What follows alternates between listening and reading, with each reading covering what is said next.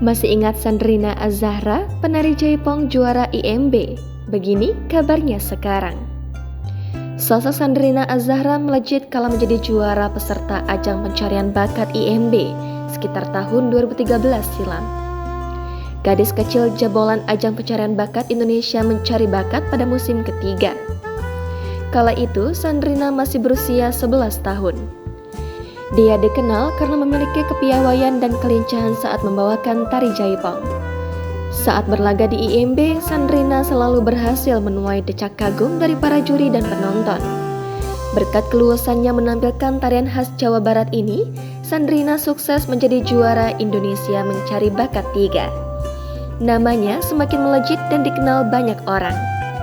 Hampir 9 tahun berlalu, kini wajah cantiknya jarang terlihat di layar kaca. Lantas, bagaimana kabarnya sekarang? Meski begitu, gadis kelahiran 2001 itu terbilang eksis di Instagram pribadinya. Penampilannya kini berubah drastis sebelum saat ia menjadi peserta ajang pencarian bakat itu. Sandrina semakin beranjak dewasa dan tumbuh menjadi gadis yang cantik. Tak hanya itu, dia juga memiliki bentuk tubuh yang body goals.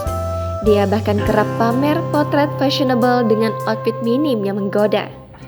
Dilansir melalui akun Instagram pribadinya @sandrina_namazaya, Sandrina memiliki 2,3 juta pengikut. Sandrina juga memiliki berbagai usaha, yakni usaha keripik yang bernama Keripik Talas Bogor Sansan dan usaha barbershop yang bernama Koko Haircut yang terletak di Bogor. Tak hanya menari Jaipong, kini Sandrina juga sering menarikan berbagai tarian hip hop yang hits. Belakangan ini Sandrina tampil dalam drama teater yang berjudul Ada Apa Dengan Sinta. Tak hanya bergelut di dunia tari, kini Sandrina juga memulai karirnya menjadi seorang penyanyi. Baru-baru ini Sandrina baru saja mengeluarkan single lagu yang berjudul Rindu Semalam melalui produser Naga Suara. Sandrina juga memiliki akun YouTube yang bernama Sandrina Az-Zahra yang kini sudah memiliki 500.000 subscriber. Aktif dalam bersosial media, Sandrina juga sering menerima berbagai jenis endorsement dari berbagai produk kecantikan.